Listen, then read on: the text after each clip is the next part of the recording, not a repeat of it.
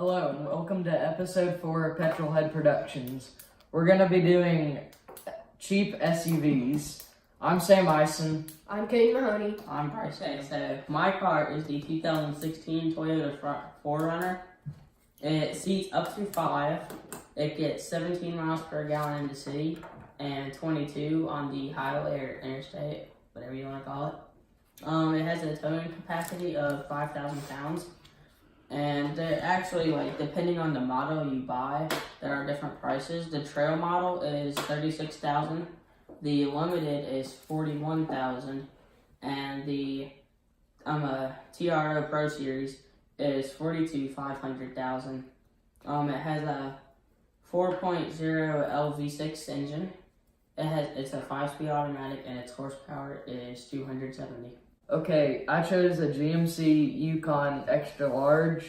It costs $50,000, but the just normal GMC Yukon costs $48,000, which is almost the same price, but just a little bit cheaper. And in the GMC Yukon, you get 8 seats, and it has a 6.2 liter V8 engine with 420 horsepower. It does 15 mpg in the city and 22 in the highway, and its towing capacity is really good. It's 8,400 pounds, and that's it. So I chose the Chevy Suburban, and it's $50,000. It gets 15 miles to the gallon in the highway or in the city and 22 on the highway. It seats 7 to 9 people. And it has 2 engine options: a 355 horsepower V8 with a 6-speed automatic, and a 420 horsepower V8 with a 10-speed automatic. And I think it might be the same engine that's in the Yukon XL. Yeah. And it has a tow capacity of 8,300. So I think I would get the 4Runner just because it's cheap and it has some pretty good off-road capabilities. But one fun fact about the Suburban is that it's actually the 12th generation. It's on the 12th generation. And they first started making it in 1930 for the military. And then 1935 is when it came to the public. And it's the longest lasting vehicle. And also the 1935 version doesn't look too much different than the new one. I mean, compared to how other cars have changed. So I would probably buy the 4Runner also just because it's off-road capabilities, like he said, and it's just, it looks cool. It looks better than both of our cars, in my opinion. But the GMC Yukon it does have 8 seats, so it would hold a lot of people, and its towing capacity is 8,400, so like that's pretty good, especially for an SUV. I would probably buy the 4Runner unless I had like a really big family, then I would need more seats. Other than that, it's an overall car. It's cheap. It's like the cheapest out of. And it looks good. Yeah. Like the grill especially. Yeah. Never cheap enough. And like there's also a TRD package to like the 4Runner TRD Plus is a pretty good off-road car. And then my fun fact was that for 5 years in a row, the Jeep Grand Cherokee was the best mid-size SUV, and when the 4Runner came out, that was the first after 5 years in a row. Okay guys, first we have cool, not cool, Rolls-Royce Phantom and PT Cruiser. Okay guys, the Rolls-Royce Phantom is the best and the PT Cruiser is the worst. That's how we're gonna separate the cars. But first, let me demonstrate not cool and cool. Okay, so we have impractical, boring, and does not meet expectations. And under not cool, so you just don't want those things. Under cool, we have speed, luxury, fun, and practical. I mean, like that's everything you want in a car. Now we're going to draw our cards. So, it looks like I got the Rolls-Royce Phantom. Ooh, that's at the top of the list. And the Hennessy Venom PT. I got the Honda CR-V and The Toyota Camry. I just compare the cards. Okay. Let's see. Give me that. Alright. I got the Subaru Forester and the Ford F100. F-150, not F100. It's really weird how I actually got like really good cards this time. So I got the Honda CR-V. I'm gonna put that in boring. It's an alright SUV, but it's just nothing special.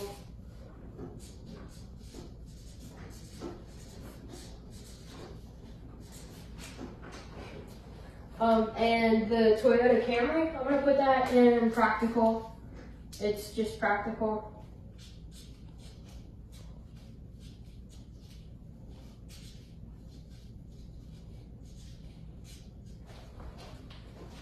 Understand? Alright, so I picked the Subaru Forester, and I'm gonna put that under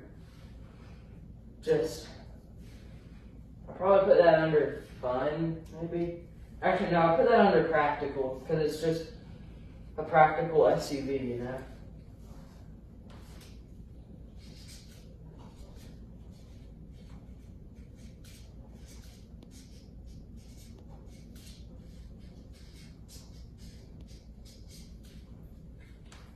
Alright, and then the Ford F-150, I put that under practical too because it's a good truck. It's like the most popular truck in the world, I think.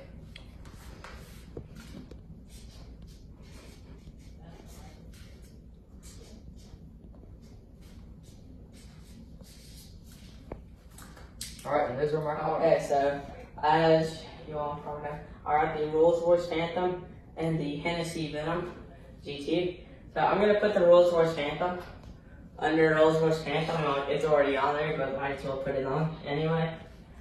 So.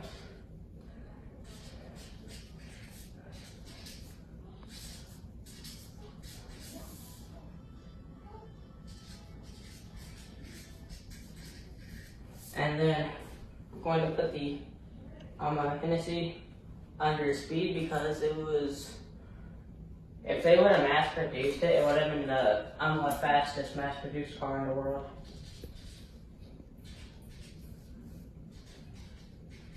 But they didn't mass produce it, so.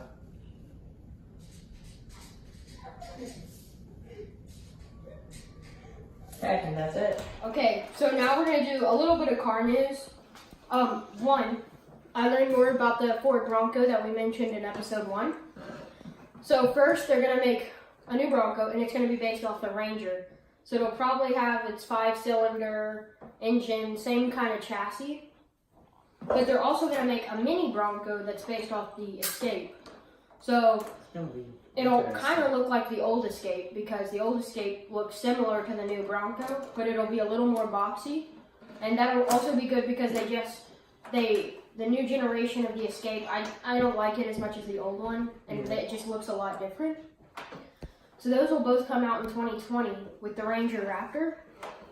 Then in 2021, they're making another Bronco based off the F-150. So we'll have a Grand Mac, Big Mac, and Mac Jr. of the Bronco. That's the whole McDonald's meal. Alright, And you go. so there's the Ferrari. We mentioned that Ferrari was making their first mid-engine hybrid supercar. So and that maybe it would replace the 458 Speciale or the 488, and it's probably actually going to be better than the Corvette ZR1. It's replacing the 488 GTB. It's got a 3.9 liter twin turbo V8, and it has 710 horsepower. We'll have more details about that later. Okay, so I was looking up about the Supra, the new Supra sports car, and they're gonna be making it mid-engine, which is gonna be interesting. Like, I don't know how that's gonna work out, but Especially with they're using an inline 6 from BMW. Yeah, it's gonna be a little bit weird, but it might work. Yeah, and it might compete with the 911. It just looks like it kind of. 911. We have Brice. I have any news to you now. when I typed in car news, it was stupid search results, and it was like the new Volt ran out of Okay, juice. he did the Ford Velociraptor. So Yes. we've been pretty interested in the new Ford Velociraptor. It was made by I think we're interested Hennessy. in Ford in general. We like Ford here, and Except for Sam, he's an alpha. Sam, Like alpha. Ford, Romeo. but we might in a future maybe in the next video we can compare the Ford Velociraptor and the Mercedes 6x6. It has a long name, I don't remember, but I like how Hennessy has been tuning some cool American cars, especially because they're also an American company and they're tuning American cars. So, like the Camaro Exodus or the Velociraptor. Just they are expensive though, but like they put 1,000 horsepower in a Camaro. And also Camaro just came out with their ZR1, which it's a little strange because they're using it for NASCAR. I'm pretty sure they're Yeah, they are. yeah, which like most NASCARs are normal sedans, like the Camry or the Focus with a big V8 in them. So that's gonna be interesting to see. I want to see that. I'm excited to see Harvick racing one. I'm hoping they switch most of the cars over. Cause like, what do you think they'll do? Like They could. The RTR seems like a good. The Mustang GT RTR, which is actually RTR stands for Ready to Rock. It actually stands for that. LOL stands for laugh out loud. Yeah. Yeah. It does. So the Mustang. It'll be cool if they put that in NASCAR. Yeah. I guess that's it for car news. Okay, this was episode 4 of Petrolhead Productions. Thanks for watching. Remember to like, subscribe, turn on that little bell, and comment what you want us to do next. See you next time.